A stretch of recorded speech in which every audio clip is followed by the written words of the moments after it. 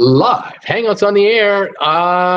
Live. How are you doing, everybody? Welcome to the show. I'm just reading a message here on my computer screen as I'm trying to go live with you. Never a dull moment in this business. How is it going today? Welcome to Friday, June the 14th, 2019. Welcome to Traveling with Bruce.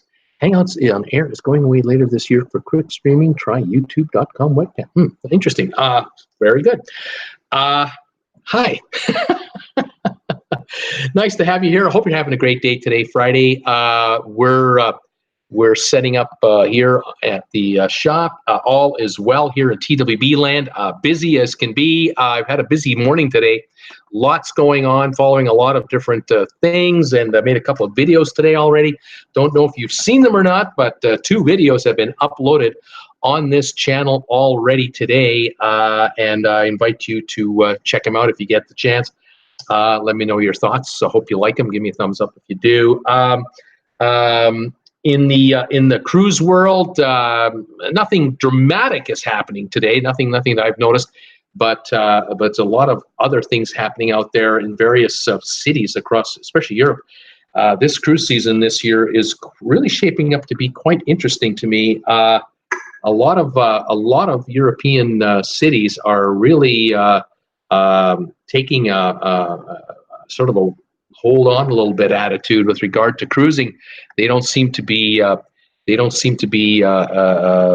eager to have cruise ships in town as perhaps they used to. I don't know.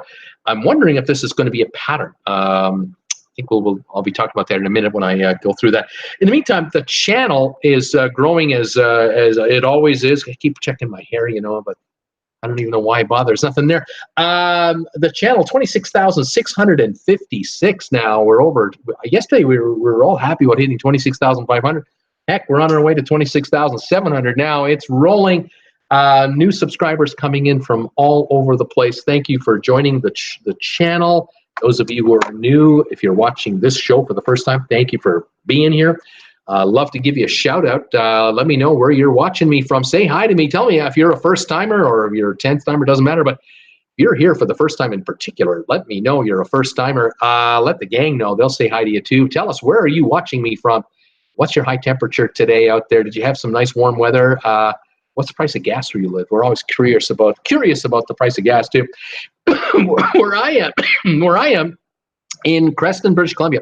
Just looking outside here, it is a beautiful sunny day, although the odd thunder shower seems to be building now that it's late afternoon. We've got a bit of heat here. We're in the 80s again today, probably about 82, 83 degrees. Very lovely weather, slight breeze, not complaining at all. Absolutely fantastic weather for us. And the orchards all around here where I live, the cherries are really coming on now.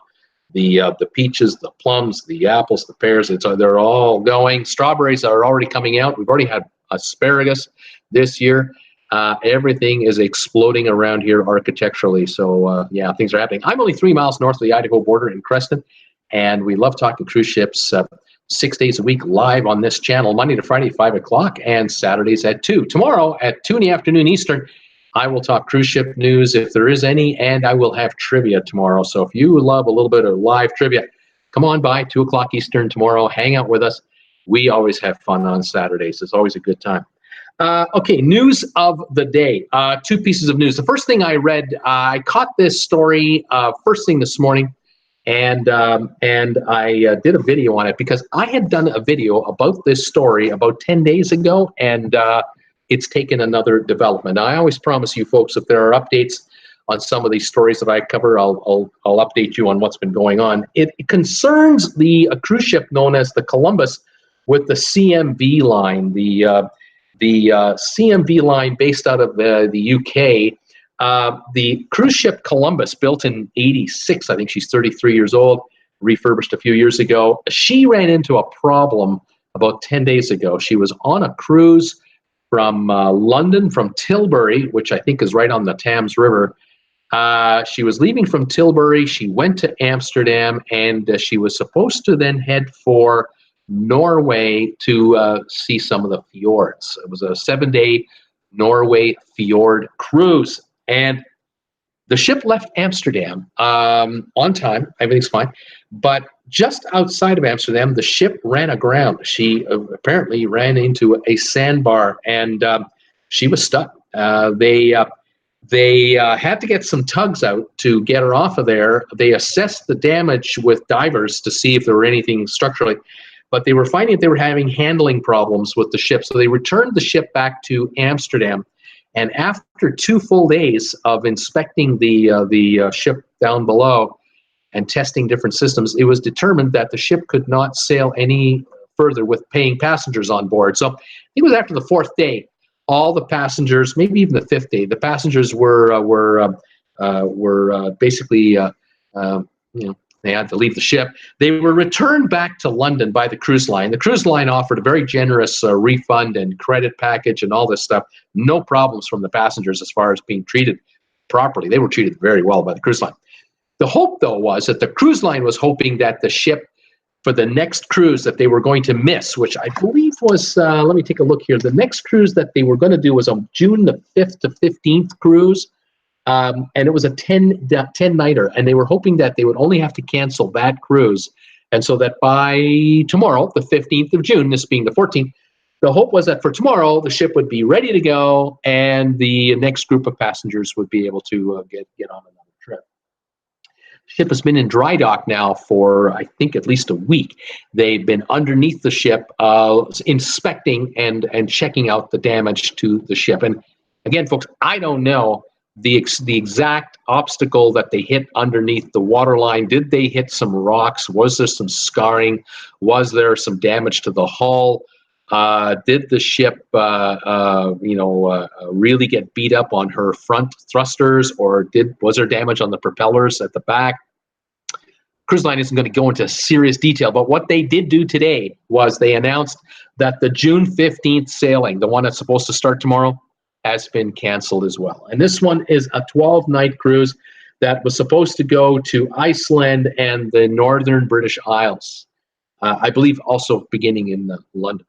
That one has been canceled. So now the earliest that this ship will take on new passengers will be June the 27th. So they bought themselves another 12 days of time. The story that they were talking about, what they were saying today, was they have brought in specialists who are specialists in, I think, hull work and propulsion work and this kind of thing at the dry dock. And I wouldn't be surprised if they have ordered custom-made parts to be made for the ship. That's happening 24/7 as we're sitting here. And those of you who have followed me before, you know that if a cruise ship goes into dry dock, and it's a full-blown dry dock, like it's a real 14-day non-stop, let's get this ship refurbished dry dock, like Carnival or Norwegian or Royal Caribbean are famous for, those will run about $3 million a day in expenses. Those will cost $3 million a day to do. So if you're doing a 14 or a 15-day dry dock, you're dropping 40 to 50 million American dollars on a cruise ship, because you're doing the interiors, you're doing exteriors, you're doing everything. Work in the bridge. You might replace radar systems. You might be replacing half the kitchens. There's no stopping. In this case, the cruise ship is in for structural maintenance, an emergency dry dock because of damage to her hull, and who knows what else is damaged down below. And I don't know if this is running them $3 million a day or $2 million a day, or run them $1 million a day when it's all said and done. I also do not know if they've taken this opportunity to do other refurbishing work on the decks. They might have. It's possible that the cruise line knows that they've got another 2 weeks, and they might decide, you know what, in our first class cabins, why don't we replace the televisions, or why don't we put in new bedding, take out the old mattresses, put in new mattresses. Maybe we should do some flooring work in the public areas. We've got 2 weeks. This has nothing to do with the hull work down below. Why don't we do some cosmetics, maybe get some varnish out, some paint going, and we'll spruce up the ship while it's here, because it's sitting here 24/7. I don't know. It could be being done. What's happening with the crew on board? No idea. It's likely the crew is on the ship, literally on the ship, being paid to be there and not do anything, but they're probably being given tasks to do. So there might be some improvements done on the ship, but it's unfortunate. The passengers who were supposed to go on the trip starting tomorrow, they have been given compensation as well. and they've been given options to take other cruisers going forward with discounts and credits and all kinds of stuff. So the cruise line is doing everything they can to appease their travelers, but unfortunately, 2 cruises now canceled, plus the cruise that was interrupted is now the tally, and so it's in effect a 22 days plus the 7-day cruise. It's 29 days of no income of any significance coming into this cruise line from this ship. This is getting expensive, and this is why cruise lines have to work 7 days a week, 24 hours a day, when possible, to pay their way. So this is going to take a lot of work and a lot of cruising going forward to pay the bill from this mess. It's too bad. Like I said, I made the video today about this story. If you get a chance to check it out, please do. Let me know if you like it. Throw me a comment on there and give me a thumbs up if you do, please. And I appreciate that very much. There are 92 of you here now. Welcome, all of you, to the show. 21 thumbs up so far for this show. Thank you for that, everybody. If you can throw me a thumbs up today, that would be wonderful. Quick little word out for those of you who don't know. Earlier this week, I did mention something that YouTube has mentioned to me, and that is that they are now at YouTube telling us, the creators out there, if you are asking people to subscribe to your channel, which I do, and you ask them to also hit the bell notification icon, that little bell symbol that you see down here or down here, if you're doing that, you're asking your viewers to please hit the bell notification icon and tell YouTube on the little thing will pop up. It'll ask you, would you like to receive notifications every time Bruce does something? I say yes, please do say yes, I do want to be notified, because if you do that, the video I did this morning, you would have been notified the minute it was uploaded. I did a second video about an hour and a half ago. You would have been notified about that as well, and then you would have been notified about today's live show. Now, I've been talking about the bell notification icon forever. It's what I'm supposed to do as a creator. It helps my channel get views, because if you get an alert that breaking news, you might watch that video right away if you have a few minutes, knowing that I've got something for you that might interest you. That helps my channel with momentum. It gets my videos, especially the short ones that I release, it gets them going right now with an immediate following. And I've noticed on the stats that YouTube now provides me, as of 3 days ago, that 1,000 of you out there have asked to receive the notifications, but you're not getting the notifications. And some of you are asking me, why am I not getting them? And YouTube has informed me to let you know that if you're asking for the notifications on one of these things, no matter what it is, an Apple phone or a Samsung or any other phone, there could be a block that you've instituted on your phone that you don't even know about. So what apparently you're supposed to do is you go to your settings page, hit settings, you'll find a YouTube link, hit that, and in there are instructions and questions for you whether or not you will allow notifications to be sent to you. And if you do that, you will get these notifications that that YouTube has been trying to send you. So I've been letting you in on that as a courtesy. It helps me greatly if all of you do hit the bell notification icon, because like I said, if I could get 10,000 of my 26,000 viewers to receive notifications, and 5,000 of you in a 12-hour window watch a video that I'm posting, the video has 5,000 views right off the bat, guaranteed, just like that, which creates all kinds of momentum on YouTube to spread the word about this video and this channel. So it's in my best interest, obviously, to promote this information, and I appreciate all of you, because many of you ask me, how can I help you promote your channel? And this is definitely one of them. All right, so that was that. Other news today, the other news today concerned an article that I came across. I've read a few of these in the last few weeks, but I saw one specifically today that definitely jarred my interest, and I wanted to make a video about it after I read it. By the way, cheers to all of you from Traveling with Bruce. Welcome to Friday, June the 14th. Summer is here. I hope you're having a good day today. Thank you for joining me today. All right, the news, or the article I'm talking about, was talking about, the article was titled something along the lines of over-tourism in Europe. Over-tourism in Europe. And this got me thinking, you know, I have been talking about this now for 6 months. Off and on, I bring this little topic up and I talk about it for a little bit, and then it just goes away. And then a week or two later, I bring up something else, and I remember, oh yeah, I mentioned that about this place. Now I'm talking about it about this place. So I made a video today, basically the worst cruises, the worst cruise ports you can go to in Europe. I figured I'd rile everyone up in the Caribbean already with the worst cruise ports in the world. I figured now I'll rile up the Europeans and talk about the worst cruise ports in Europe. I figured I'd get everybody upset at me. But I thought about this angle, and I thought, you know what, there's some merit to this list, because, you know, it isn't all peaches and cream up there, you know. As I've told you folks before, I am not a travel agent, and I am not paid by the cruise lines to be Mr. Happy to tell you how wonderful cruising is all the time. I love cruising, by the way. I love it. I want to go on a cruise ship so bad right now. I love being on cruises, and I've had some fantastic experiences being on cruise ships, but I have to be honest with you, and I have to say, you know, sometimes it isn't always happy times.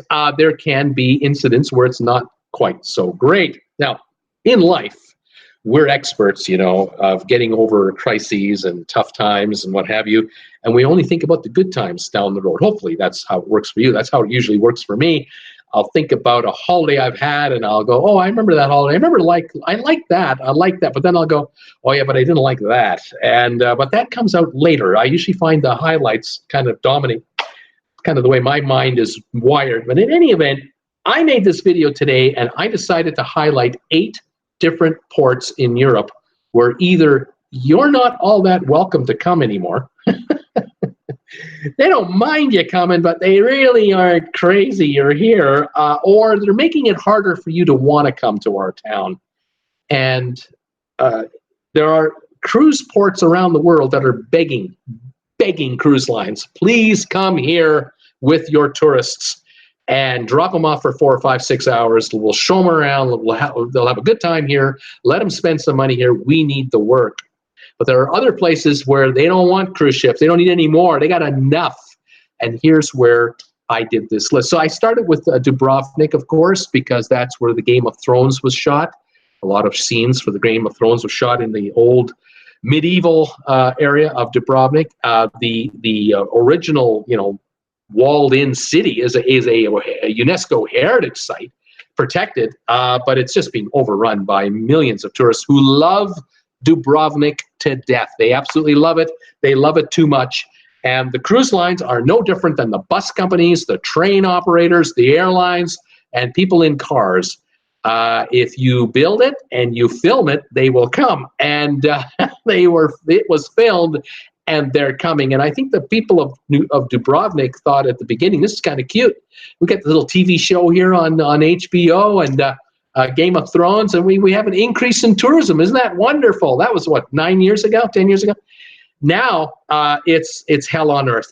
For the residents of Dubrovnik, they can't be happy, because they got to be dreading every spring, summer, and fall, just dreading it, because millions of tourists are coming non-stop. And if you take a look at some of the photos that I uploaded on that video, you'll see the kind of tourist counts and the lineups, the hordes of humanity that are invading Dubrovnik, and they don't need any more. So they're trying to cut back. They've been cutting back cruise lines, not so many ships anymore.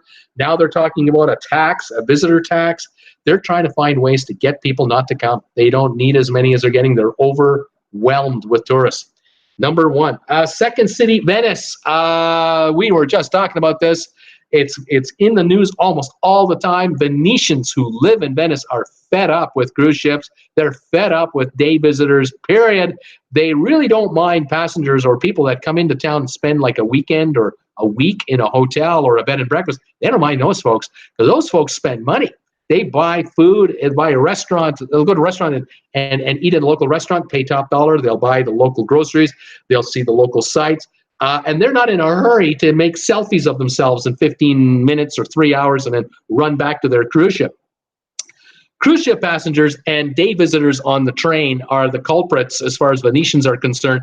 But the cruise ships are an easy target. They can point at them going by the canal near their house, where the train comes in on the line way over here, comes on the skinny rail line across the water into the train station and then back out again. It's not as easy to point at it, because the cruise liners, they're moving through the big canal and they don't like it. So as a tourist, if you're thinking of going to Venice on a cruise ship, be forewarned that on the day you arrive, You don't know. The day you get there, there could be a protest group at the pier with flags and whistles and just heckling everybody. They're just trying to make life miserable for as many people as possible. The city fathers that's who they're mad at. They're really angry at their city fathers. They don't want as many cruise ships, and they would far prefer that the largest ship allowed in would be like a riverboat, something like a 300-400 foot long, 200 passenger riverboat, rather than these 3,000 and 4,000 passenger behemoths that just dwarf everything in the area. Venice has got this is not going to go away. This will continue on. Just a warning to you. Barcelona, I love Barcelona. I've only been to Barcelona one time, and it was very short, brief. What I saw, I liked. I've always had a warm spot in my heart for Barcelona. I think Barcelona is wonderful. I think the people are wonderful. I think the culture there is wonderful. I really want to spend time there. I'm reading articles now on Twitter and elsewhere talking about how Barcelona is the, what's the word I'm looking for? It's the most polluted port in Europe from shipping, and I gotta really say there are some environmentalists out there, and I use that term very loosely because I don't think they're environmentalists at all. I think these guys are environmental terrorists myself. There's people out there who are dissing cruise ships because they're an easy target. They're so easy to see sailing by, and there are people out there pointing at cruise ships saying that is the reason why air pollution is so bad in Barcelona and in Mallorca and in Marseille and in downtown Naples. It's all those ships. Well, that's not necessarily true. Air pollution comes from everywhere. It comes from houses. It comes from office buildings. It comes from factories, cars, buses, trucks, cargo ships. It comes from certain locomotives, obviously. It comes from power plants. Air pollution comes from a myriad of places, and cruise ships are not the leading cause of air pollution. Don't get fooled by these statements. So when I see these articles about Barcelona is the worst cruise port in Europe for pollution from cruise ships, don't buy it. It's a bunch of malarkey. There are 6+ million people in the metropolitan area of Barcelona, and there are millions of homes and businesses and offices that are all being air conditioned and are all spewing their pollution up. People are frying their breakfast and they're cooking their lunch and they're baking their dinner. And look, there's a lot of air pollution in a big city like that because that's the way it is. It's cleaner than it used to be. All cities are cleaner than they used to be. If you saw photos of Los Angeles in the 1960s versus today, you would go, wow, LA sure looks a lot cleaner air pollution-wise than it did then. And it's true, even though there are more people there. And Barcelona's no exception. But cruise liners are not Barcelona's biggest problem. Barcelona's biggest problem when it comes to a cruise ship passenger is the fact that 30 million people a year visit Barcelona. Barcelona is so popular in the summertime with other Europeans who just come down there. I mean, the Brits are down there to hang out. Same with the wintertime, they're hanging out. Barcelona is a beautiful place to go and visit. And the area around Barcelona is also a beautiful area to come and visit. And so as a cruise ship passenger, you have to be aware of the fact that if you're getting off a cruise ship for, say, a day visit, or you're coming to Barcelona to catch a cruise and you're getting there a couple of days before to allow time change to happen for you, perhaps you're staying a couple of days after your cruise, be prepared for crowds, lots and lots of crowds. And they're not cruise ship passengers. They're passengers, they're people from everywhere, every walk of life on all over the world. And that's a problem for Barcelona because Barcelona is also suffering from its own success. It is being loved to death by people from all over the world. And that's why I've included it as one of the ports that might not be one of the best ports to visit in Europe at this time as a cruise ship passenger. I just give you a heads up. This is a busy, popular place. Rome. Now, Rome, it's not fair. It's really not fair to me to say Rome is not a good port because Rome doesn't have a port. You can't take a cruise ship into downtown Rome like you can towards Barcelona. You're not necessarily in downtown Barcelona, but you're awful close. With respect to Rome, you're using the cruise port that's about 80 kilometers away, about 50 miles away. And I'm really critical of Rome, not the cruise port for Rome, but I will say the cruise port for Rome is very active too. It's not uncommon for 3, 4, 5 cruise ships to be in the port at the same time. 3,000-4,000 passengers per ship. We're talking 15,000, 20,000 people coming and going on buses and the trains and you name it. It's hectic, no question about it. But the city of Rome is who I'm picking on. And it's not like I don't like Rome. I think Rome is great. I love Rome. I actually kind of think Rome is charming with all the people. That's just my style. It's my take on it.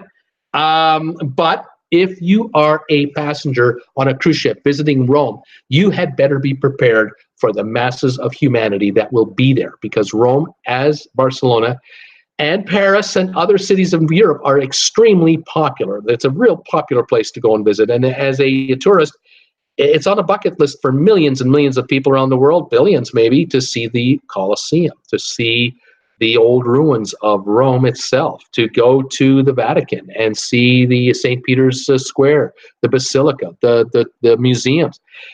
Millions and millions of tourists a year go to Rome for various reasons, but a lot of them go to just see the sights. And if you're a cruise ship passenger, don't be upset that it's going to be crowded in Rome and a bit noisy in Rome, but it might not be the best cruise experience that you've enjoyed on your European trip.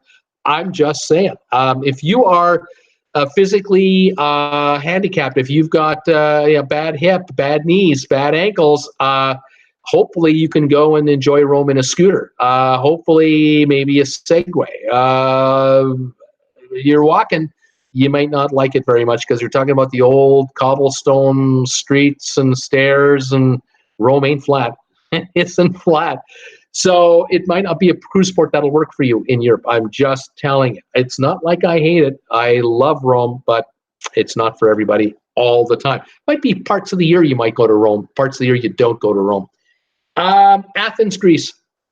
Oh man, I feel for the folks in the country of Greece because, oh boy, have the Greeks been paying dearly for the last, decade now, 15 years. It's been an economic downhill spiral for 10, 15 years in Athens, in Greece generally speaking. It's pretty rough. And cruise ships coming into the port in Athens are more than welcome. Cruise operators, tour operators are more than happy to have cruise ship passengers come off the ships, get on the buses, and let's go to various sites in Athens. But you as a passenger might not like it very much. You may find that you're feeling like you're in a group of cattle. You might be feeling good. God, there's 60 of us getting on this bus.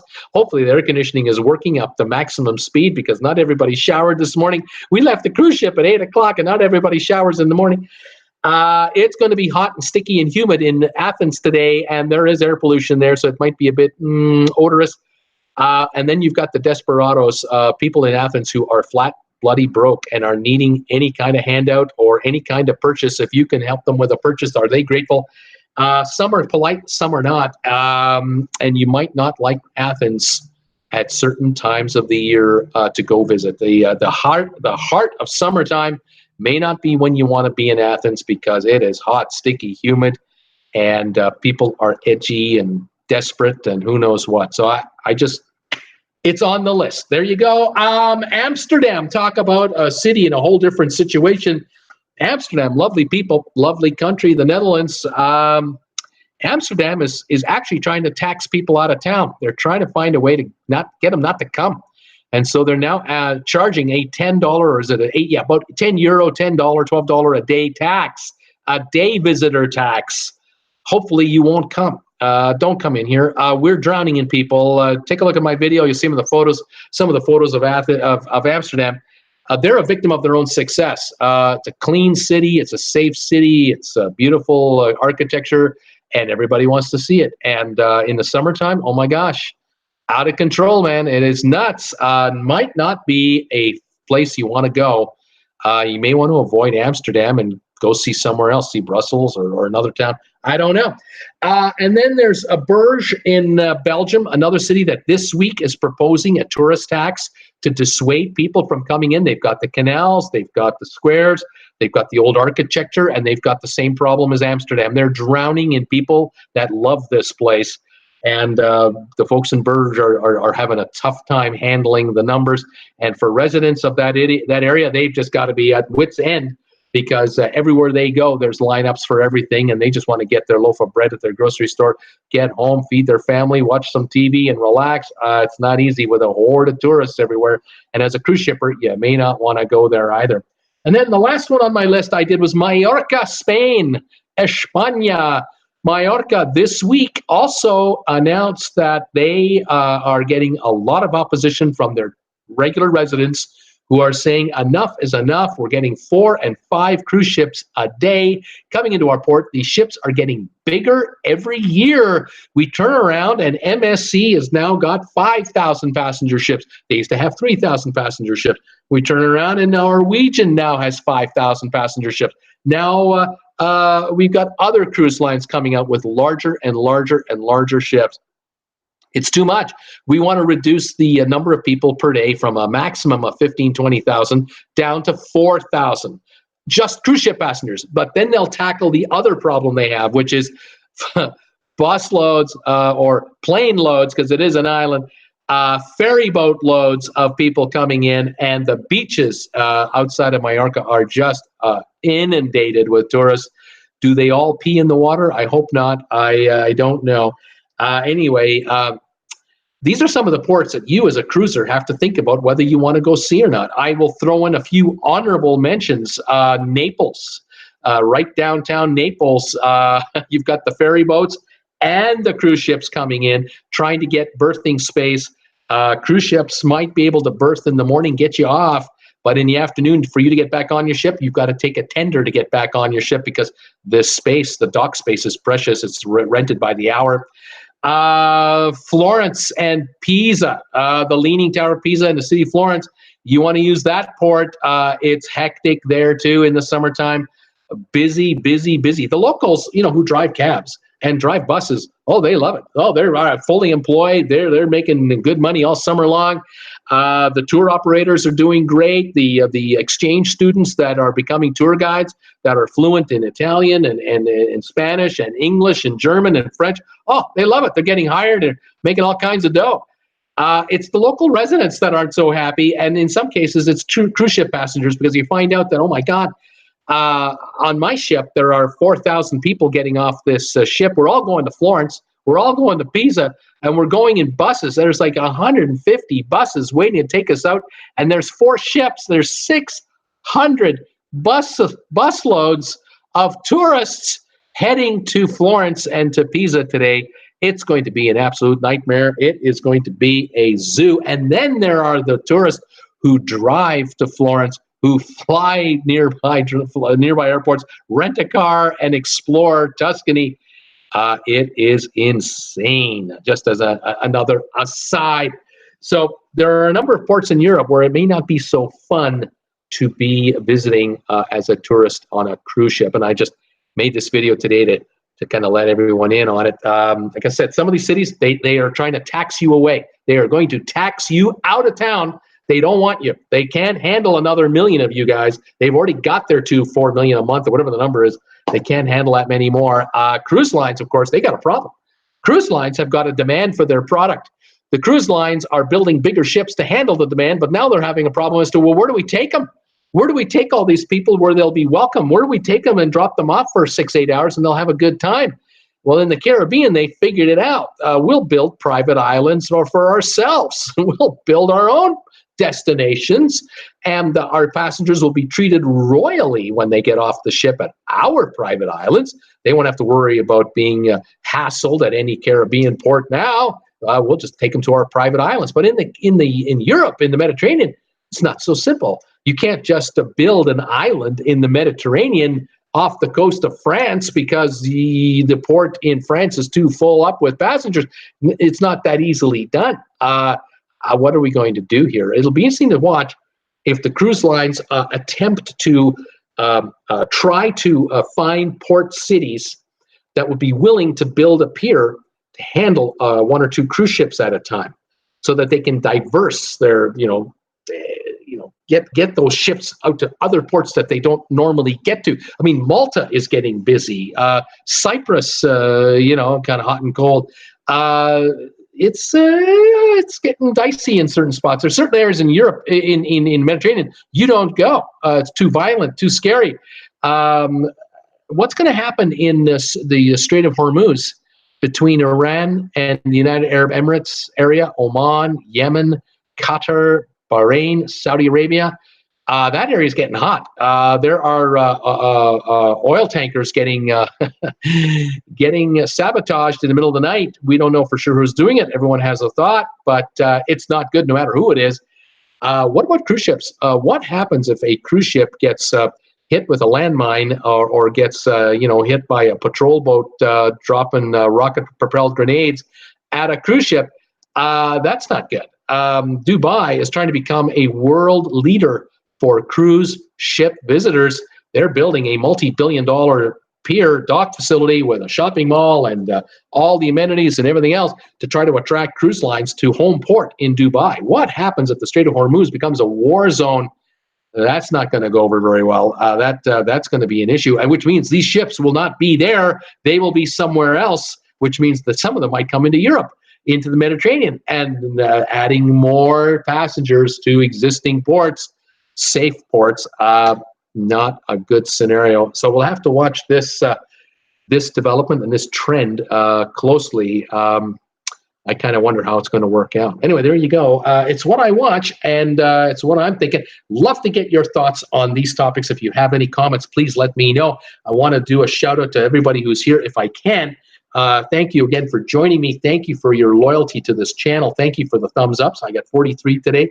Thank you for those of you who are going to the RedBubble store to acquire Traveling with Bruce merchandise. I really appreciate it. Thank you for those of you who have been going to Amazon through my affiliate link just down below here. Shopping on Amazon through my affiliate link gives this channel a commission on anything you buy. Thank you very much for that. I really appreciate it. Pennies from heaven. Every day or two, we seem to get a purchase coming through. I thank any and all of you who do that for me. If you can do it through your work, even better. Thank you for the donations to this channel, because I am a full-time YouTuber. Thank you for PayPal donations, and thank you for Super Chat donations, the super stickers, or whatever you want to do. Thank you, all of you, for that. I thank you very, very much. Thank you for sharing my videos through Facebook and other media. Appreciate that too. All right, Kat Rose is here. Sheila's here. Tom Henry, Linda Lou, Kat Rose, I said. Paul Wilgus is here. Cool Jazz from New York. Welcome. Who else have I got here? I've got A Citizen is here. Welcome, A Citizen. Wally G, welcome, Wally G, to the channel. I'm catching a lot of these comments halfway through because I've missed a few. Went a little long today on my comments. Nurse Nancy from Wisconsin, welcome. Scott Weber is here. Welcome, sir. Let's see, who else have I got here? Chad Clark, hi everybody. Says they say Carnival is a cheap way to cruise, but to me it isn't so much. If you look at MSC, their cruises are quite reasonable, even less expensive than Carnival. Chad, you're right. Chad, you got it. You're absolutely correct. MSC in the Caribbean is as low priced as, or lower priced in some cases, than even Carnival, depending on the ship and the itinerary. Why is that, is the question, and the answer is simply that MSC is not an American-based company. It doesn't have, or doesn't seem to have, an American-based management team really running that outfit. It's a Swiss-based private company, big, deep-pocketed company with a lot of ships on order, beautiful vessels, but they don't seem, or have not seemed to be getting the American North American tastes down very well. They were very successful about 4 years ago in Miami when they had 1 or 2 ships working out of there, and they were in effect operating a European-style cruise ship out of Miami for a majority of their passengers, which were Europeans. The ships out of Miami that leave for MSC are usually the last out of port. The reason is that the ships stay until 6 at night, even 7 at night, to allow people to land on at Miami International from Europe and then transfer directly to the ship and go on a cruise. I recommend you never arrive on the day of your cruise, no matter where you're going. But the Europeans they do this. The tour companies will charter a jet, fly it into Miami, and then transfer these folks right to a cruise ship. I don't think it's what you should be doing, because the first 2 days you're on the cruise ship, you're trying to adjust to the time of day. I don't know how they handle it. You can't be doing well. In any event, When MSC had 1 or 2 ships in Miami and it was filled with 90% European travelers, they catered to their European travelers. Their European travelers love the food. They love the entertainment. They love the atmosphere. It's all European, all Italian or Swiss or whatever you want to call it. But a year and a half ago, 2 years ago, MSC introduced the Seaside. Brand new 5,000 passenger cruise ship, $1 billion cost with great fanfare. It was destined for Miami. It was to be in the Caribbean full-time, year-round, out of Miami, the centerpiece of MSC's entry into the North American market for American and Canadian and North American cruisers as a whole. And they blew it. They blew it. They kept producing the same experience as the ships they already had with the European style, the food, all the opera entertainment, and everything else. It didn't go over very well with Americans. Americans were being touted. American travel agents were being hustled to say, hey, promote our ship to your clients. They'll have a great time. It's a beautiful cruise ship. The passengers would come. They would get on the ship. They'd get off the ship a week later, and they would complain back to their travel agents or on YouTube, or even to me on YouTube, and they would say, oh, I'm never going on an MSC ship ever again. What a disaster. And they would tell us the disasters, and they didn't like the style. They didn't like the atmosphere. They didn't like the European flair. It just didn't work for them, and they decided, well, I'm going back to Royal Caribbean. I'm going back to Norwegian. I'm going back to Carnival. I'm not doing this anymore. And so for MSC, they were running into cancellations left, right, and center, and they had to start lowering prices and offering free perks to get people to take the cruise. So even today, 2 years after the MSC was introduced into Miami, practically 2 years, they're still cheap. You can still get a cheap-priced MSC cruise comparable to Carnival, like this individual saying here, Chad. Thank you, Chad. It's obvious that Carnival and MSC are not that far apart in price. You're not going to pay. The only way you're going to pay premium money to go on an MSC cruise is if you're going to take the yacht club at the very top of the ship, obviously. But if you want a regular balcony on an MSC ship, you can get a good deal, and they're throwing in the kitchen sink with offers. So it's worth taking a look at that cruise line if you're interested in a deal. But they've come a long way. It's better now than it used to be, but there are still complaints. Hey, citizens here, Tom Henry, Bobby Green, Nurse Nancy, Zach Tube. Who else have I got? Gailey S. Watching on my laptop. I always get notifications. Also an email on my phone to let me know you're there. Thank you, Gailey. Vicky Hart is here. I'm cruising out of Venice in October. Let's see here. Who else is here? Linda Kuziak. Hello, everybody. Hi, Linda. Skywatcher Sandra. Not even one hello. Okay, guess I'm definitely invisible. Skywatcher, how are you, Skywatcher? I'll get around to saying hi to you sooner or later when I get to these comments, but I've been so busy doing my news of the day. Welcome, Nurse Nancy. I've been watching Tom on the Traveling with Tom Facebook page. No, wait, that's the TWB page. Traveling with Bruce Facebook page is where you'll see Tom Henry upload videos. Fantastic. We're having fun. Wally G. Amsterdam is fighting back on mass tourism. Norman Duarte. There's a lot of ships in one port at a time. Tom Henry, Cool Jazz. The first couple we met today with NCL shirts got to talking with us and mentioned that they were doing a partial Panama Canal cruise on the Encore next year. Laugh out loud. I asked November 29th. They said, yep, a small world. There you go, Tom. Vicky says, I'm going to Dubrovnik. Tom Henry, hi there, Skywatcher. Sorry, I was too busy in heaven laughing out loud. Vicky, so far 2 spots already hate me. I don't know what that means. Who else is here? Cat Rose, I want to go to Europe more than the Caribbean. Roger Leonard, Skywatcher Sandra, welcome. Who else is here? Roger Leonard here. And let me go through comments. People talking to each other, which is fantastic. Everybody, welcome. Bobby Green. The tourism industry in France is entirely unsustainable, and it is literally destroying the city, especially the cruise ships. Just let it be. It can't handle the demand as it's put under. It's under tremendous stress. Unbelievable. That's true. Who else have I got? Paul Wilgus. Welcome, Paul. Let's see. Multi-Deadeye. Howdy, TWB guys. Welcome, Multi-Deadeye. Welcome to the show. I'm glad you're here today. Let's go. Other comments. Peter Heckema. Hi, Bruce, everybody. 89 degrees in Tarpon Springs, Florida. No rain, lots of sun. Gas has gone down to $2.38 a gallon, and my sign-in ad today was for carpet cleaner. Here's wishing everyone a great weekend. I wish all of you a great weekend this weekend. Cheers to everyone. Peter Heckema, to you especially. Thank you for joining me again today. Scott Weber, do ports prefer containers to passenger ships? Well, it depends. Obviously, you have your container ports, and that's big business with all the trucking and transportation, warehousing and handling. That is a lot of jobs. Cruise ship passengers are always welcome too. I used to think that they were non-polluting visitors to your city, but there are people out there who are convinced that cruise ships pollute way more than they should. I don't know about that. Let's see here. Who else we got? Gailey, cruising from Venice on MSC in September. This will be the second time. And we will stay overnight again before taking the train to Pisa for a 3-day stay. Got the ticket for £33. Nice deal. That's the way to do it, Gailey. Fantastic. Vicky Hart, Rome, that makes 3 spots. Let's see here. Oh, she's talking about the spots I'm telling you not to go to. I'm not saying don't do it. I'm just telling you, beware of when you get there. You may want to, be prepared for this. Let's see here. Linda is saying, I see lots of young peeps on cruise ships. At 52, I'd feel old. Linda, you're just a kid.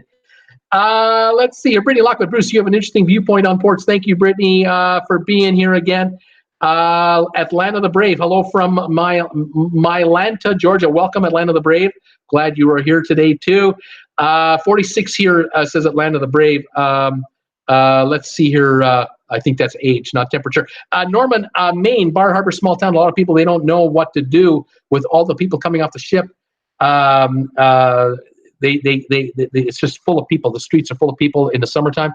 Bar Harbor, Maine is really having an issue. They just voted to not allow a dock to be built to handle cruise ships of 500 or more people. They want to keep them out in the water, tender them in, restrict it. It's too much. Nurse Nancy, hi there, Peter. I'm doing great. Who else is here? Let's see here. Susan R. Bobby Green, what exactly is going on in Venice? Just quantity of people? We were there late May by ground transportation. It was just right. We walked right into the Doges and Cathedral and Marco Plaza empty. Of course, you were there in late May, a bit early for the big season, but I'm glad to hear that. Brittany, I was never a fan of dining in my college cafeteria on Fridays because there always seemed to be school groups during the spring semester. I either picked up lunch, got lunch from somewhere else on campus. Avoiding the crowds, I guess, is what she's saying. Stefan Nieder, Amsterdam, clean? Ha ha. Yeah, not really, he's saying. Let's see. Cool Jazz, name the ports you can really go to where folks don't need a handout. Get used to it, cruisers. There you go. That's a good point, too. Handouts are asked for everywhere. Sherry, Awesome Sunsets Travel, saying hi, Bruce. How you doing, Sherry? Welcome to the show today. Let's see here. Continuing on there, Nurse Nancy. Let's see here. Who else have I got here? Claude Christ is here. Pee in the water. It's an ocean. What about all of the fish? Don't they pee in the water all the time? Welcome, Claude, to the show. Stefan is saying, any thoughts about the Norwegian Spirit heading towards Japan in 2020? I thought about taking a cruise there instead of a land rental car trip. That's an idea. Yeah, it's probably cheaper. It might be cheaper taking a cruise through Japan with a cruise ship than being on land, but it all depends on the kind of trip you're taking. Let's see here. Let's go here. Susan R. Bobby Green, this was 2014. Maybe they need to stagger the ships. Mallorca was empty in July too, but that was 2001. Things have changed, Susan. The last 5 years, it's really, really changed. Gailey, I found a free download from Rick Steves, who tells you all about places to visit and takes the guesswork out of things to see. You can listen to it when you walk around on your phone. I agree. I love Rick Steves. I just think he does fabulous work, has for decades. Fabulous work. Would love to meet him someday. And who wouldn't? I think a lot of people like to meet him. Let's see here. Atlanta the Brave. We are going to be on the Harmony of the Seas in September. Woohoo! Way to go, buddy. Let's go here. Where do you, Bruce, think we should go, says Claude Chris. Where do you think we should be going? Well, if you're going to do a Mediterranean cruise, you got to ask yourself, do you want to be part of the big crowds or do you want to be sort of in a smaller scenario? You may want to consider taking a Viking ocean cruise. You're on a ship with 930 people. You're on a ship 750 feet long, still big, but not monstrous. It can go into smaller ports. It's not uncommon for a ship of that caliber to overnight in a place like Monaco.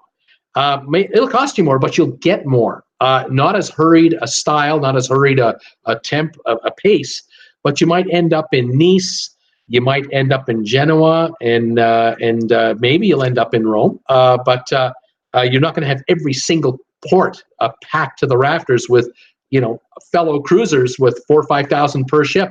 That's something you might want to consider as a way to lessen the stress, or travel in the shoulder season. Travel to Europe when the kids are back in school.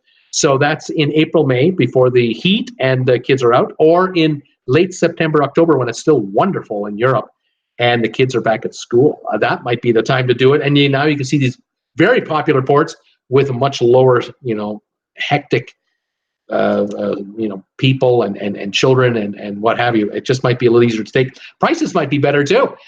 Cruise prices, airfare, hotels, all might be better. Rental cars, train prices, yeah, might be the way to go. Let's see here. Just thoughts off the top of my head. What can I say? Vicky, Spirit is in the Caribbean, but I think they're moving to the Med soon, if not already. Let's see, Susan, I say travel in May, early June. Italy, not overrun then. Maybe the new mega ships are creating the disastrous impact. You could be right there. Let's see here.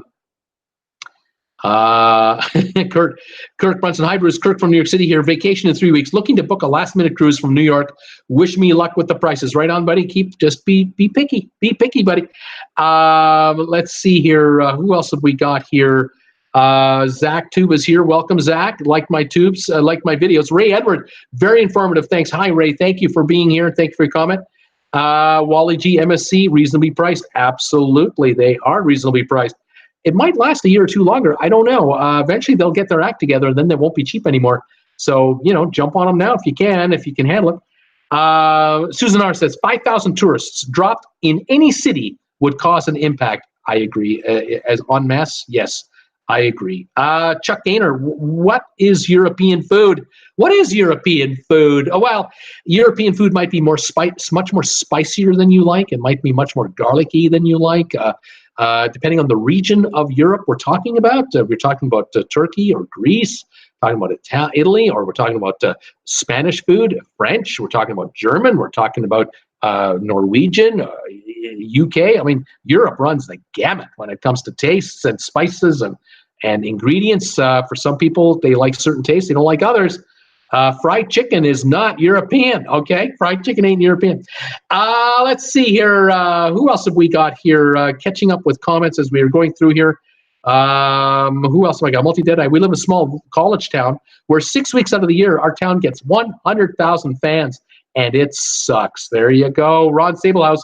Hi, Bruce. Hey, Ron. How are you? Welcome to the show again today. Karen Lipton. Hey there. Great, clear picture, Bruce.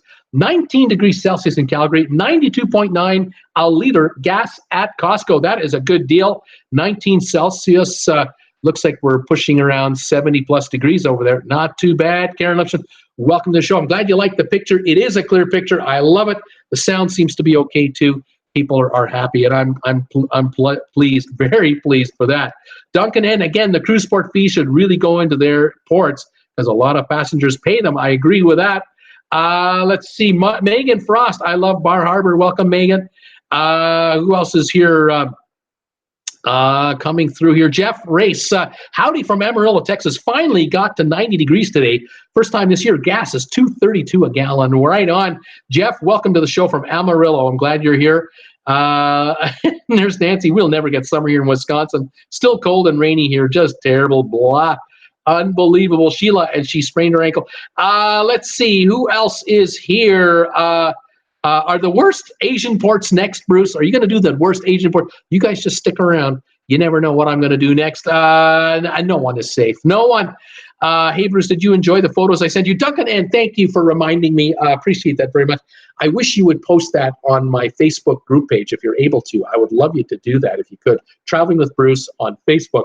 I really enjoyed those photos. You see, he sent me a private email with these photos. I really enjoyed them, and they are of the Homeric, and I really appreciated that a lot. It was pretty cool to see. Any of you out there have old photos from the family photo album of ocean liners that used to cross the Atlantic in the 30s, the 40s, the 50s, the 60s? If you have any of those kinds of photos of the ships, interior shots, cabin shots, dining room, outside the ship, at port. Would love it if you could upload those photos onto the Traveling with Bruce Facebook group page. Ask to join. Get over to Facebook, enter in the search bar, Traveling with Bruce with 2 L's. You'll find the page. Ask to join. I'm the administrator. I'll let you in. Love to have you join. We have over 760 members now of the Facebook group page, and there are fantastic videos and photos being posted all the time on that page. And I would love to have you join me. That would be wonderful. Thank you, everybody, for all of that. Let's see. Who else have I got here while we're catching up? Debbie Manuel. Hi, Debbie. Welcome to my show today from Chico, California. I'm glad you could make it.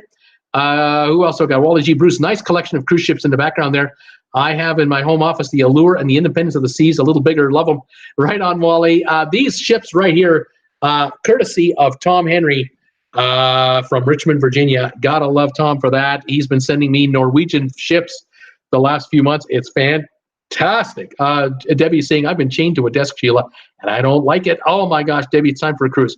Who else have we got here? Going through the comments. Please like Bruce's stream and subscribe, says Land of the Brave. I love that. Give Bruce a thumbs up, everybody, says Nurse Nancy. Thank you. We got 55 thumbs ups on this show already. Thank you, everybody, for that. I do appreciate it. Any more you can spare me, I would love it. Alan Carter is here from the city of Calgary, back from Costco, 92 cents a liter. Welcome, buddy, from Alan from Calgary. Nurse Nancy, Tom's in the corner of his luxurious hotel room now. Scott Weber, I live adjacent to the port of Los Angeles, but even though the port can handle big ships, nobody ever wants to tour around the port area. I would hate 5,000 people here in Palos Verdes. Yeah, Scott, I can understand that. I've been to the port of Los Angeles. The immediate area around it is, kind of industrial. Yeah, folks do scatter, don't they? They get off the ships and then they scatter everywhere, whether they are living there and just driving home because they park the car at the parking lot, or whether they get on a bus and head to the airport and fly out, or whether they take a cab and head to a hotel and stick around a while. Boy, they can sure disperse in the greater LA area. No problem at all. Duncan, working on creating a new Facebook page will be done very soon. Right on, Duncan. Let's see here. Linda, where do you buy those tiny ships? Linda, Tom Henry was picking these up, I think, right on the cruise ship itself. I think that's where he's been getting these. Let's see here. Vicky, I have a menu from a transatlantic cruise from the early 60s. Oh, I'd love a picture of that. I'd love to see a picture of that. That would be great. The front, the middle, the back, anything. That would be fantastic. Let's see here. Who else have I got here? Roger, Linda, they usually have them on cruise ships. Debbie Manuel, I'm waiting to book my cruise once you and Jen have picked out your cruises, Bruce. Debbie, I'll let you know the minute I know. Fantastic. Linda, I know my grandparents immigrated from Sicily through Ellis Island in the 20s, but no one has any pictures. Not surprising. I'm not surprised at that. Zach, happy Friday, Bruce, and everybody. Thank you, Zach. Cool says, I drink it like chocolate milkshake. Whatever that is. Linda, Roger, I haven't been on that ship yet. Jeff, are the cruise lines buying or renting the islands they're building their private resorts on? The answer is they are leasing the islands from the governments for like a 99-year lease, typically is what they'll do. So they won't buy them. They'll do an agreement, a long-term lease agreement for like a 99-year lease. And that allows them to apply to upgrade the facilities on the island, to put in water treatment plant, power plants, the piers, the docks, and all of their amenities. And of course, the governments work hand in hand with the cruise lines to facilitate them, try to get as many locals hired to build out the port and maintain the port and to be employed at the island. These private islands are a big money generator for the islands, although residents of some of these countries don't think they are. They are a big generator of wealth to the area, because a lot of the supplies that go to the cruise line are filtered into the private island from the mainland, from the main islands. Yeah, the cruise lines do lease them for quite some time. What ships do you have? Zach wants to know. I've got the Norwegian Bliss right here, and I've got the Dawn, I think, over here, and I've got the Star, the Norwegian Dawn, the Norwegian Star, and I've got the Norwegian Bliss. For sure, I know I've got those ships. Let's see here. Bailey's milkshakes are good, says Paul Wilgus. Sheila, I like chocolate milkshakes too. Stefan, in Hamburg, Germany, is a store where you can buy a lot of small cruise ships in various sizes. And Sherry Awesome is saying, hey, gang, connect with me on Facebook, Instagram, or Twitter. And the Nurse Nancy says, isn't Bailey's just a flavor of milkshake? Isn't Bailey's a flavor of milkshake? You could say that, Nurse Nancy says, cool jazz. You could say that. Sheila says, that sounds good to me, Paul, because I've never tried that on my list now. Sherry, cool jazz, I finally found your message and I messaged you back. Did you get it? Wally G, I have family pics from the NCL SS Norway, but I'm not on Facebook. Wally G, you've just got to get onto Facebook. It's so simple. I would love it if you could do that. Mind you, though, you can always email me photos at my email address. It's down below in the description of this video. You'll find it there. Milkshake Buzz, says Sheila. Linda, Disney has their own island, too. That's right. They got one, and now they're building a second private island getaway. Lighthouse Point should be open in the next 2 years. $400 million build-out by Disney. That is serious commitment to the Bahamas. And I'm sure it'll be very popular. A lot of Bahamians being employed at Lighthouse Point going forward by the Disney company, and I think that's wonderful, absolutely wonderful. Debbie saying, hi, Sherry. Paul Wilgus, Nurse Nancy, Bailey's is Irish cream made with Irish whiskey, but creamy like a milkshake. Cool Jazz, hello, Sherry Awesome. I did get it, and I responded back. Okay, I will look, thank you, she said. Nurse Nancy, I know, was just trying to be silly, Paul. Zach, really cool. Megan, Sherry, what is your name on Instagram? Sheila, laugh out loud, Nurse Nancy, bushwhacking mug. Wally G, got it. Tom Henry, Nurse Nancy, the Stooges love silly. Scott Weber, does MSC have an island yet? Yes, they do. They just finished their island a few months ago in the Bahamas as well. They'll be adding that island to all of their cruises out of Miami. Watch for it. Do not be surprised if you'll start seeing it pop up in every itinerary starting this fall. Virgin has their own island also. That's right, Bimini. That's right, Binimiji or Binjinimi or whatever it's called. I don't want to do a sandbox, says Cat Rose. I hear you, Cat, but I'll tell you right now, there are passengers out there, guests who are looking for a break. And on a 1-week cruise, if they can get 2 private islands, even with an overnight on a private island, they'll take that deal. They want peace and quiet, beachside, relaxing, a little bit of ocean waves, a nice pool area, and they want service. They don't want to do a damn thing. They don't want any culture. They want to just unwind from their miserable, stressful lives. They're trying to make their lives less miserable and less stressful, I guess. Maybe they should be drinking Irish cream milkshakes. I don't know. Maybe that'll take some of the stress out of the miserable, worthless lives. I don't know. I'm just saying. I don't know. Nurse Nancy, laughing out loud. Sheila, love it. Megan, Sherry, okay, going to go look for it now. Sheila, me neither. Tom Henry, the Stooges need an island. Gilligan's Island, Sherry, perfect, Megan. Mike Clark, I'm in Austin. Mike, I'm in Austin, Texas today. Paid $2.12 a gallon, and I'm on Freedom of the Seas, right on, getting out from Freedom out of Galveston, right on, Mike Clark. Way to go, buddy. Thank you for that update. Love it. Welcome to the show here. I got Paul and Cool Jazz here. Megan saying hi to Sherry. Who else have I got here? Sheila says, I don't like the idea of private islands as much as the others. Well, Sheila, I'm sorry to say it's what the cruise lines have got to do, because you got to think about this. There are people who've been on cruises now for 5 years in a row. Every year they've been on a Caribbean cruise. How many times can you go to Nassau? How many times can you go to St. Thomas, St. Martin? How many times can you go to Honduras and Roatan? You know, after a while, you've seen them one, you've seen them all, especially if you're not into the deep culture. You're just into just a good time. These private islands with the full service, this is becoming much more common and becoming very handy. Of course, if you're planning a wedding, by the way, just think about that. You're doing a wedding? What perfect place to have a wedding than on a private island resort that the cruise lines are running? It's perfect. Absolutely perfect. All your guests, you bring them with you on the ship. They've been partying for a couple of days already. The wedding is had on shore. The cruise line will help set up the wedding and all the decorations for you. They'll have a pavilion on the area there that you can have your ceremony in. Your dinner is provided by the cruise line. It'll all be pre-ordered, pre-arranged. Perfect. The reception is held on the island. The entertainment is part of the cruise line services, whether it's a DJ or live musicians, up to you. You got the money, they got the talent. You got her made. And at the end of the day, the bride and groom are in their honeymoon suite on the cruise ship. And everyone else is on the cruise ship getting hammered, having a great old time. Next day, ship leaves the island. Everyone's accounted for. We know everybody is. No one drove home last night drunk. They're all on the ship. And for the next couple of days, they have time to recover before they get back home.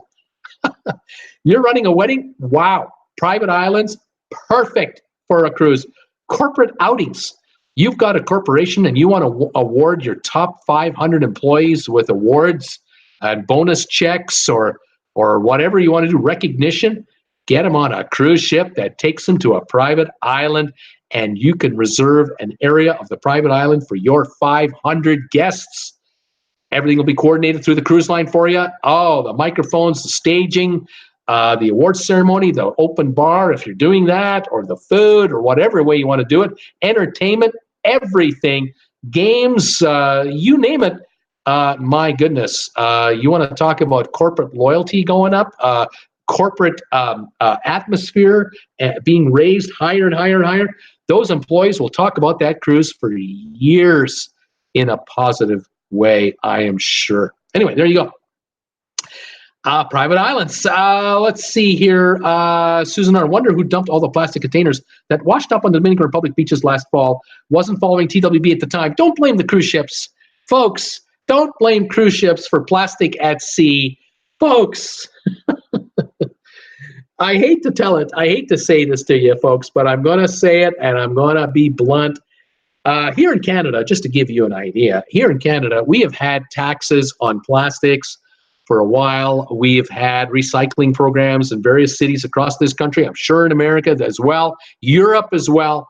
But I can tell you right now, I remember in Calgary, they were bragging about the fact that we're picking up all these plastics and recyclables.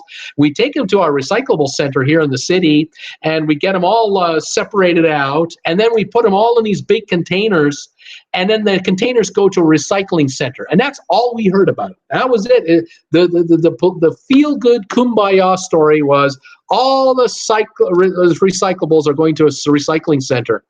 What we didn't realize was the recycling center was in China, Taiwan, Cambodia, Laos, in Indonesia, in the Philippines.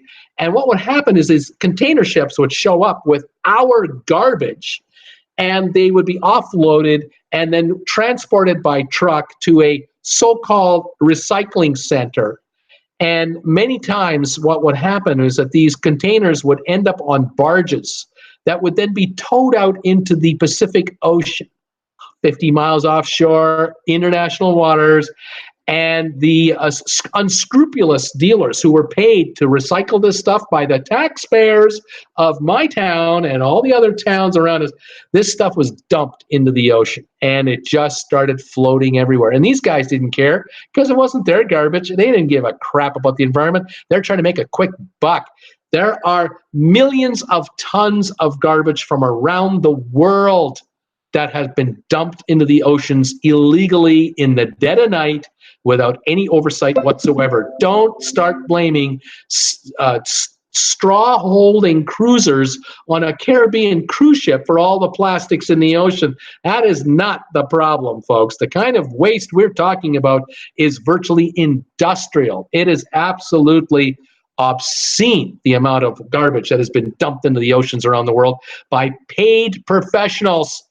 And it's still happening as we are sitting here talking to each other right now, because what is the upside for any candidate for political office anywhere in the world to say, I'm going to clean up the world's oceans? You elect me as your whatever, I'm going to clean up your oceans. No one will be elected on that message ever. There is no police force in the world that's going to stay on this, because countries don't get along with countries. The Japanese and the Chinese and the South Koreans and the Canadians and the Americans and the Brazilians and the Argentinians, it's not going to happen. It's just, there's no way to have a consistent message to say we're all going to tackle this together. It's just not being done. And so who's cleaning it up? Who's attempting to clean it up? Volunteer groups, young kids who are trying to organize ships that'll go out into the Pacific and pick up garbage, young inventors that are trying to find ways to harness the garbage in some kind of a corral system and then bring out big scoopers ships to pick it all up. I can tell you right now, for every ship you send out there to pick up the garbage. There are 10 out there right now dumping it while I speak.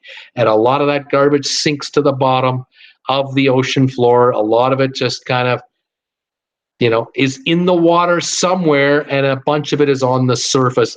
And it's a bad, ugly story, and I cannot sugarcoat it for you. But I'll tell you right now, don't go blaming the cruise line passenger for all the plastics in the world. That's not the issue. Cruise ships are not the problem. The cruise lines come back to port with a lot of garbage on board. They collect the garbage. They keep the garbage. They compress it, and then it is dealt with back in port. Now, what happens to the garbage once it's back in Houston, or it's back in Miami, or back in Fort Lauderdale, or back in Jacksonville, or it's back in New York? I can't speak for that. I don't know what New Jersey does in Bayonne. I don't know what Miami-Dade County does with the garbage coming off of cruise ships. You have to find out for yourself if you want to know that one. I have no idea. Where that garbage ends up a week later, a month later, a year later, I don't know. But cruise lines have no upside, none, period, in dumping garbage in the oceans. 20 years ago, maybe it was thrown overboard, but it isn't done anymore. I can tell you that. It's just not done. It's not worth it.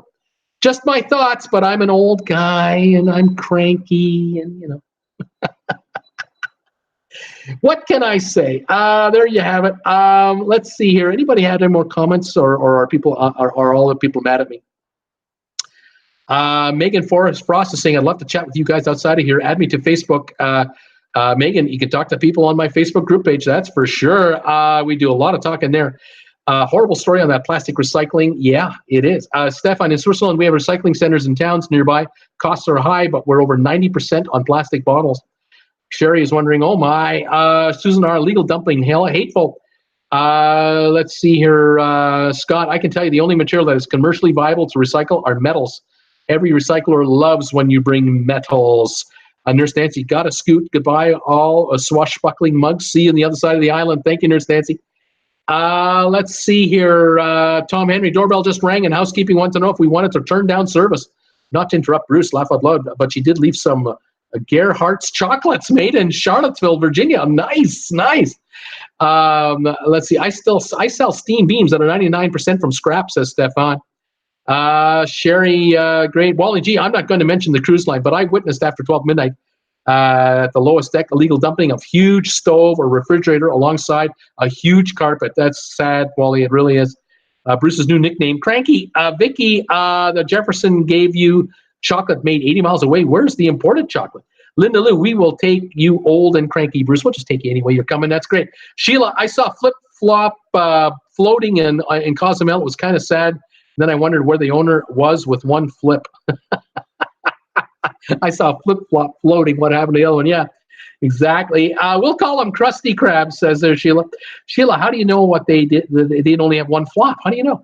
Megan, wait, housekeeping. Where is my housekeeping? I need to tip them more. Scott Weber, Sheila, that's a big part of it. Much less expensive to create metal from scrap than from raw material. Cool shirt, Bruce. Thank you, Zach. Linda, Bruce, it's your nap time. Hee. Cool Jazz could have been a one-legged person. You never know. Vicky is laughing out loud. Anyway, there you go. I've caught up on all of you guys. Thank you for being here today. I've spoken enough for a day. Today was Friday, June the 14th. I'm on tomorrow at 2 o'clock in the afternoon for cruise ship news and trivia. I hope you can join me for that. Thank you for 61 thumbs ups on this show today. Thank you very much. I appreciate it. Love that you've been here and support my channel every way you guys do support it. I want to wish you a pleasant evening. I hope you have a good weekend if I don't see you tomorrow. But be sure to hit that bell notification icon so you are kept on top of any videos I release at any time, day or night. Thank you, everybody, for being here. Stay safe, stay warm, stay healthy. And if you're kind of warm out there, stay cool, too. And please join me tomorrow. All right, guys, that's it for today's show. 52 of you are still here. 61 thumbs ups have come in today. Thank you, everybody, for that. I really appreciate it. Everyone is saying their goodbyes. Karen Lipson says, you got 62 now, buddy. Thank you for that. And thank you, Bruce, for another great show. You make my day always, says Linda Lou. Thank you, Linda Lou. Cool Jazz is here. Paul Willigas saying goodbye. Zach Tube, Gailey, and everyone else. Thank you, guys, for all your support. We'll see you tomorrow at 2 in the afternoon Eastern Time for the next show. Traveling with Bruce live. Okay, guys, you take care. We'll see you in, I'm out of here in 3. I'm out of here in 2. I'm out of here in 1. I'm out of here. Bye for now.